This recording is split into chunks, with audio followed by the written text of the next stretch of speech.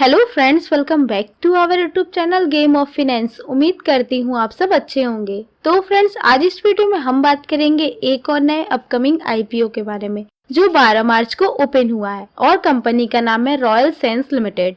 तो फ्रेंड्स, आगे इस वीडियो में हम जानेंगे कंपनी प्रोफाइल के बारे में, company financial, object of the issue, valuation, peer comparison, IPO detail, important date और करंट जीएमपी के बारे में, और जानेंगे कि क्या इस आईपीओ के लिए अप्लाई करना सही रहेगा या नहीं। तो चलिए शुरू करते हैं। तो सबसे पहले बात करें कंपनी प्रोफाइल की, तो रॉयल सेंस लिमिटेड 2023 में स्टार्ट हुई थी और ये company medical equipment, surgical instrument, laboratory equipment, medical disposable और डायग्नोस्टिक किट ऑफर करती है। कंपनी अपने प्रोडक्ट उत्तर प्रदेश, हिमाचल प्रदेश, राजस्थान, जम्मू एंड कश्मीर के मिनिस्ट्री को, हेल्थ डिपार्टमेंट को सप्लाई करती है और इसके अलावा कंपनी गवर्नमेंट इंस्टीट्यूशन और प्राइवेट हॉस्पिटल को भी सप्लाई करती है।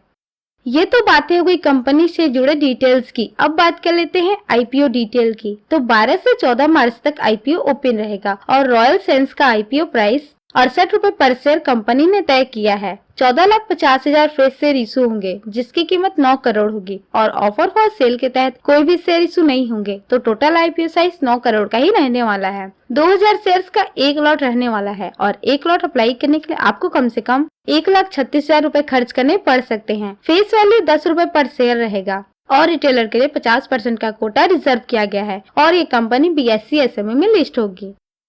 और अब बात कर लेते हैं आईपीओ के इम्पोर्टेंट डेट की। तो 12 मार्च को आईपीओ ओपन होगा और 14 मार्च तक ओपन रहेगा अप्लाई करने के लिए। 15 मार्च तक आईपीओ लॉट होने की उम्मीद है और जिन्हें आईपीओ लॉट नहीं हुआ होगा उन्हें 18 मार्च तक रिफंड मिल जाएगा और सब कुछ तय डेट के मुताबिक रहा तो 18 मार्च को ही डीमेट अकाउंट में शेयर क्रेडिट कर दिए जाएंगे और 19 मार्च को आईपीओ लिस्ट हो जाएगा। अब बात कर लेते हैं ऑब्जेक्ट ऑफ द इशू की। तो कंपनी जुटाए हुए फंड का इस्तेमाल वर्किंग कैपिटल की जरूरतों को पूरा करने के लिए करेगी और साथ ही कॉर्पोरेट पर्पस और इशू एक्सपेंस के लिए भी फंड का इस्तेमाल किया जाएगा। ये तो बातें हो गई आईपीओ से जुड़े डिटेल्स की। अब बात कर लेते हैं कि इस आईपीओ के लिए अप्लाई करना चाहिए या नहीं। तो उससे पहले एक बार कंपनी का फाइनेंशियल चेक करना बहुत जरूरी है। तो आइए एक नजर कंपनी के फाइनेंशियल पे डालते हैं। तो बात करें सबसे पहले टोटल एसेट की। तो 2022 में 44 लाख और फाइनेंशियल ईयर 2023 के जून तक कंपनी का टोटल एसेट बढ़कर 6 करोड़ 31 लाख का हो गया है। अब बात कर लेते हैं टोटल रेवेन्यू की। तो 2022 में 1 करोड़ 26 लाख और फाइनेंशियल ईयर 2023 के जून तक 4 करोड़ 64 लाख का रेवेन्यू कंपनी जनरेट कर चुकी है। और अब बात कर लेते हैं प्रॉफिट आफ्टर टैक्स की। तो 2022 में 13 लाख और फाइनेंशियल ईयर 2023 के जून तक 50 लाख का प्रॉफिट हुआ है कंपनी को। और वहीं नेटवर्थ 2023 में 3 करोड़ 95 लाख का हो गया है। और अब बात कर लेते हैं टोटल बोरोइंग की। तो कंपनी पर कोई डेप्ट नहीं है। तो ओवरऑल फाइनेंस की बात करें तो कंपनी नई है जिसकी वजह से सिर्फ 15 मंथ का डाटा प्रोवाइड किया गया है, जिसकी वजह से कंपैरिजन करना थोड़ा मुश्किल हो सकता है।